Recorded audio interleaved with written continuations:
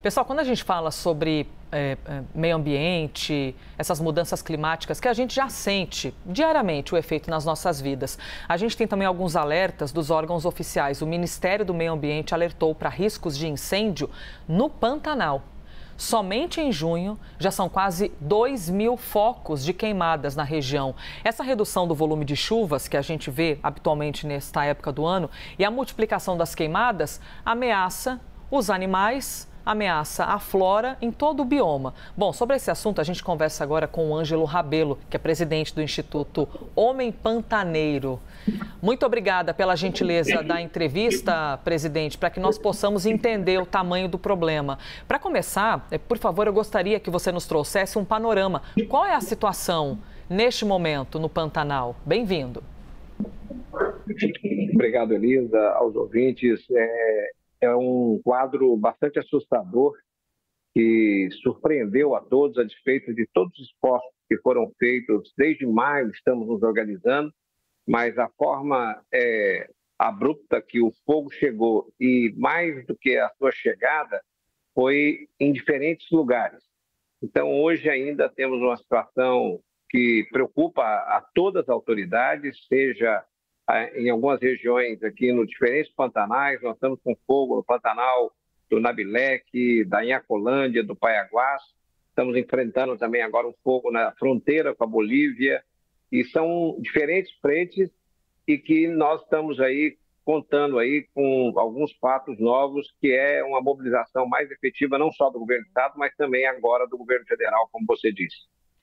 Presidente Ângelo Rabelo, como é que funciona a fiscalização? Nós temos uma estrutura parruda, capaz de fiscalizar, ou as notícias que ocorreram nos últimos anos de um desmonte na fiscalização ou uma diminuição de verba, vocês sentem isso diariamente, que a fiscalização, a falta dela, ajuda a esse aumento nas queimadas? Elisa, nós temos tido aqui, o Pantanal ele tem uma característica diferente, porque você não tem estradas, né? A movimentação ela quase que acontece por água e algumas estradas com muita dificuldade e um lugar de difícil acesso. Isso acaba impedindo, né, a entrada de pessoas que venham trazer algum tipo de consequência. Mas, de qualquer maneira, as escalas nossas, né, só o município onde estou aqui, Corumbá, ele é uma vez e meia Holanda. Então, as estruturas sempre vão deixar a desejar, mas, ao mesmo tempo, nós temos procurado assegurar que existe uma distribuição, são poucos acessos e, lamentavelmente, eu não tenho como deixar de evidenciar, existe ainda um problema cultural, né? O manejo inadequado do fogo em momentos críticos, como esse que nós estamos vivendo, que é, sem dúvida nenhuma, um evento climático diferente do Sul, onde foi a água, aqui é o fogo. E nós ainda estamos numa curva de aprendizado, onde nós estamos subestimando o que nós estamos enfrentando. Então, é um desafio gigantesco num território que é um privilégio do país ter um bioma ainda 85% conservado, mas que vem sendo sacrificado de maneira brutal, não só perda de biodiversidade, mas também as famílias ribeirinhas, as próprias propriedades rurais queimando cerca. Há um prejuízo que atinge a todos, principalmente a saúde pública, como é a cidade de Corumbá, que enfrentou essa noite um fogo em dimensões jamais inimagináveis e que colapsa o sistema de saúde. Ângelo, quero aproveitar, por favor, para ouvir a sua explicação para quem eventualmente não tem muito acesso a esse tipo de entendimento.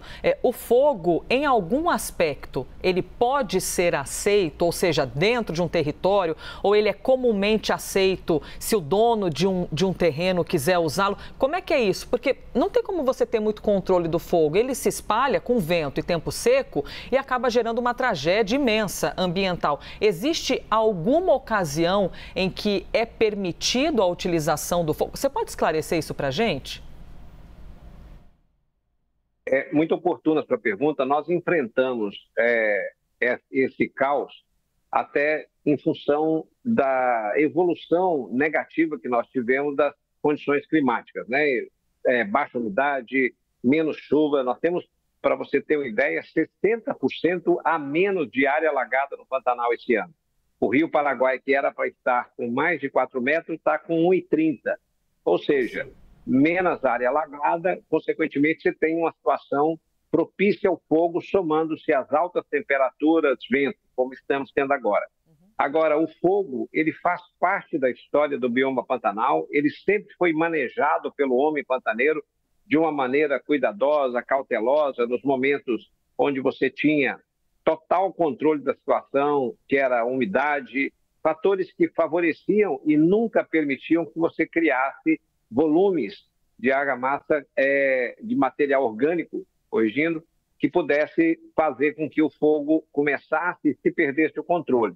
Então, o fogo ele faz parte da história do bioma Pantanal, sempre foi manejado, e nós estamos enfrentando fatores como algumas áreas que estão abandonadas, outras que foram desmobilizadas da sua atividade econômica, porque a equação da atividade econômica com o bioma Pantanal sempre foi um ponto de equilíbrio neste bioma pela sua trajetória de mais de 300 anos com atividade econômica.